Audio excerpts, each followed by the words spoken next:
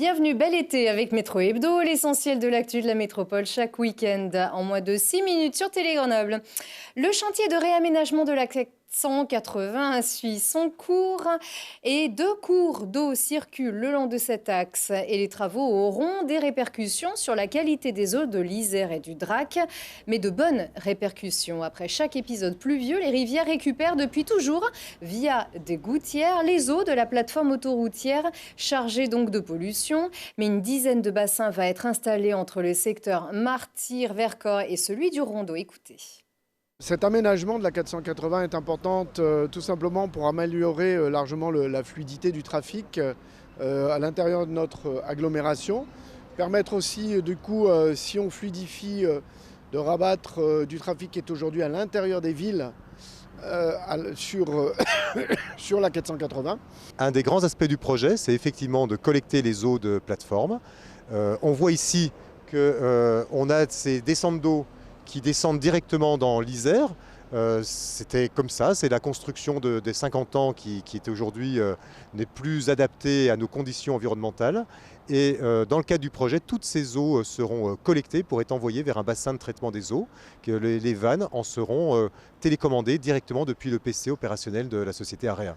Alors il va y avoir actuellement sur l'ensemble du projet, il n'y a que 900 mètres de murs anti-bruit, de protection acoustique qui sont situés vers le secteur de Mistral et de Catane. Dans le cadre du projet, c'est près de 6 km de protection acoustique qui seront réalisés afin de protéger les populations riveraines. Et donc la gestion des vannes automatisées se situe donc au PC César qui est près du lac d'Aiguebelette. Et si les bouchons liés à ce chantier vous dépriment alors que vous pouvez peut-être faire autrement que circuler en voiture, eh bien vous pouvez circuler régulièrement à Métro-Vélo ou à bord d'un transport en commun. Le mieux est de vous abonner et que ce soit un premier abonnement ou un renouvellement, vous pouvez peut-être bénéficier de la tarification solidaire. La TAG compte bien vous le faire savoir par le biais d'une campagne. Payer moins pour se déplacer plus, c'est déjà ce que fait un quart des utilisateurs du réseau TAG. 26% des abonnés bénéficient en effet de la tarification solidaire. Avec une nouvelle campagne d'information, le SMTC veut permettre au plus grand nombre de payer les transports au juste prix. On sait que comme tous les droits sociaux, beaucoup de personnes, à tort ou à raison, se disent que c'est compliqué, se disent que le voisin y a droit mais pas soi.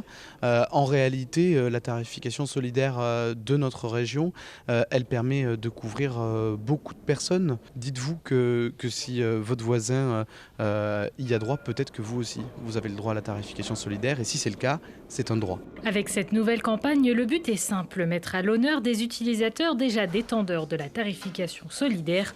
En tout, 13 bénéficiaires ont ainsi participé à une journée de séance photo pour la réalisation des affiches de campagne.